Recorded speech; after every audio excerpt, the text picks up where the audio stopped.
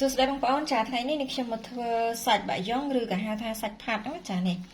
ហើយនេះខ្ញុំយកផ្នែកចម្លក់មកធ្វើចាបើមានខ្លាញ់តិចតិចអញ្ចឹងបងប្អូនអាចជាចេញណាចា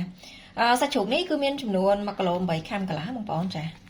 អញ្ចឹងនេះខ្ញុំចាប់ផ្ដើមកាត់វាជាដុំតូចតូចណា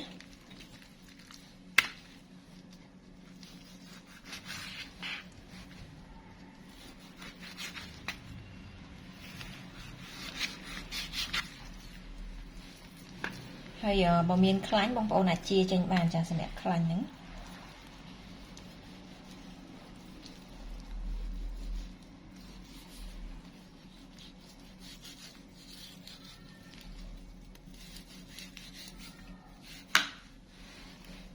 ចាយើងជាអញ្ចឹងមក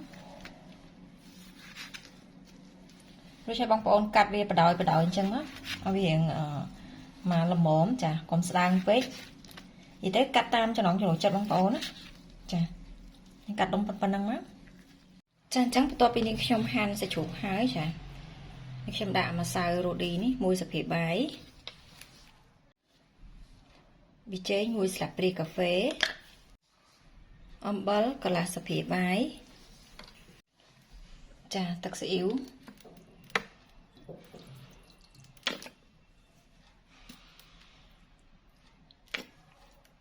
ទឹកស៊ីអ៊ីវ3ស្លាបព្រាបាយបងប្អូនចា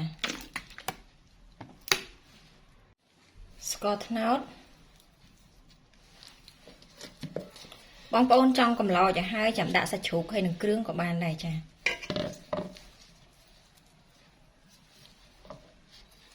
ស្ករត្នោត2ស្លាបព្រាបាយស្ករស2ស្លាបព្រាបាយចាបន្តមកទៀតនេះខ្ញុំដាក់ទឹកចំនួន2លីត្រណា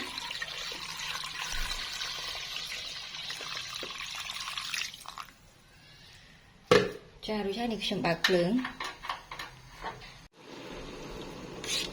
ចាបន្តមកនេះខ្ញុំធ្វើការកូរនេះខ្ញុំយកឆ្នាំងនឹងមកធ្វើដោយសារនេះខ្ញុំស្រួលរំងាស់បងប្អូនចាយើងរំងាស់ទៅឆាប់ផុយហើយវាអត់ផលមកលើទេនិយាយទៅគឺស្រួលបងប្អូនកូរឲ្យសព្វហើយចាំយើងដុតគម្របរំងាស់វាចោលតតែផុយចា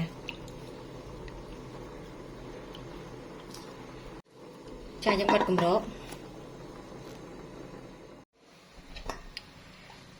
ចានៅពេលដែលមានពពុះលើហ្នឹងបងប្អូនដួសចេញណាចានេះយើងដួសចេញមកដើម្បីឲ្យទឹកស្ងោរយើងវាថ្លា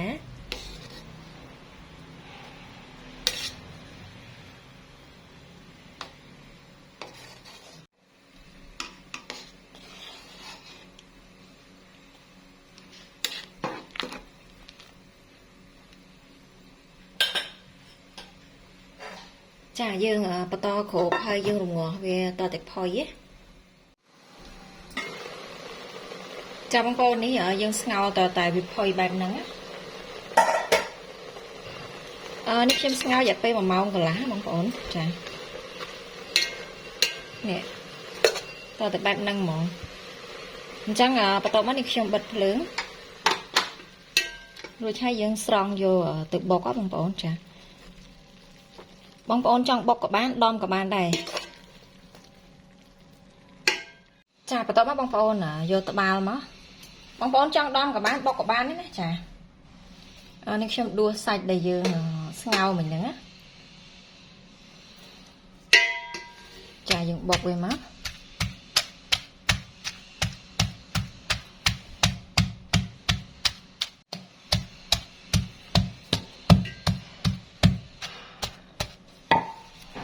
ចាយើងបុកប៉ុណ្ណឹងបានទេបងប្អូនបើចាំឲ្យម៉ត់ពេកឯងគ្រាន់តែឲ្យវាបែកណាចាបន្តមកយើងដួសដាក់នៅក្នុងឆ្នាំងខ្ទះ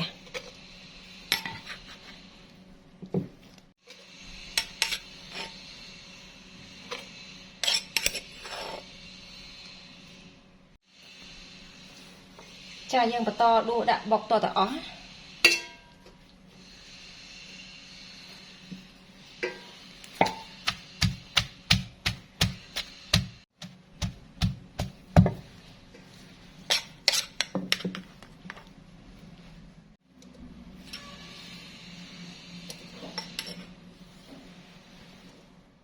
ចាឥឡូវនេះខ្ញុំបានបុករួចហើយបងប្អូនដាក់ចូលនៅក្នុងឆ្នាំងខ្ទះរួចហើយយកមកដាក់នៅលើចក្រានណាចា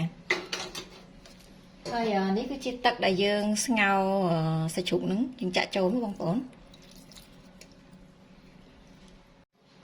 ចាបន្ទាប់មកនេះខ្ញុំបើកភ្លើងសម្រាប់ភ្លើងយើងបើកតិចបានទេបងប្អូនចាយើងធ្វើការរំលីងតតែសាច់បាយយ៉ុងឬក៏សាច់ផាត់របស់យើងហ្នឹងស្ងួតណាចាបានយើងទុកបានយូរហើយបងប្អូនកូរតិចអញ្ចឹងមកភ្លើងកុំបើកខ្លាំងណាបងប្អូនយើងបើកតិចទេ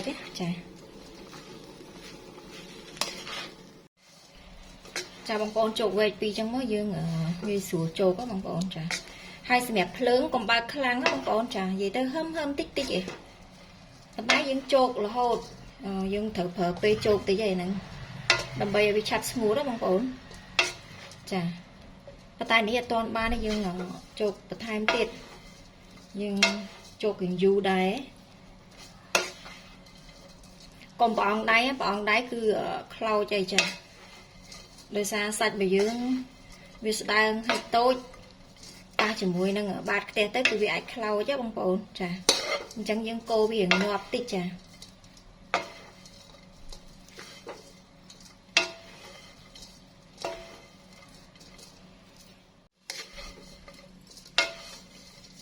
បងប្អូននេះសាច់បាយយ៉ុងយើងគឺស្ងួតហើយបងប្អូនចង់បន្តជោគកូរទៀតក៏បានដែរចាចង់ឲ្យស្ងួតខ្លាំងជាងនឹងទៀតក៏បានដែរនិយាយទៅតាមចំណង់ចំណូលចិត្តបងប្អូនណាប៉ុន្តែសាច់ជ្រូកផាត់នេះគឺនេះខ្ញុំធ្វើឲ្យទុកឲ្យត្រជាក់នេះខ្ញុំដាក់ចូលទូទឹកកកបងប្អូនចាយើងទុកបានយូរភាគច្រើននេះខ្ញុំយកទៅដាក់ជាមួយនឹងសាំងវិចចាឆ្ងាញ់ចាអញ្ចឹងនេះខ្ញុំកូរប៉ុណ្ណឹងបានណាបងប្អូនចាយើងចូលប៉ុណ្ណឹងបានហើយនេះខ្ញុំបិទភ្លើង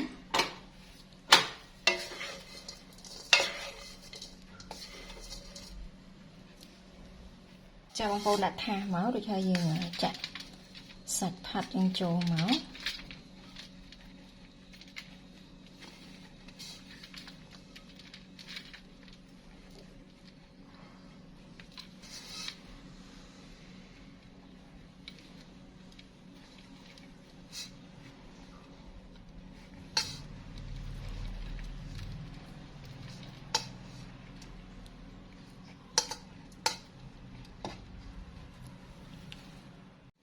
ចាបងប្អូនចឹងរួចរាល់ហើយចានេះសាច់ផាត់ឬក៏សាច់បាយយ៉ុងសាច់ជ្រូកចានេះបងប្អូនចង់ឲ្យវាសរសៃបែបនេះបងប្អូនបុកវាឲ្យម៉ត់ចាឬក៏ដំឲ្យម៉ត់ឲ្យបែកណាបានយើងបានសរសៃអញ្ចឹងប៉ុន្តែពេលគ្រាន់តែយើងបុកវាទូដំវាមកល្មមទេគឺវាចេញបែបនេះចាតាមចំណង់ចំណូលចិត្តបងប្អូនណាចាឥឡូវមកភ្លក់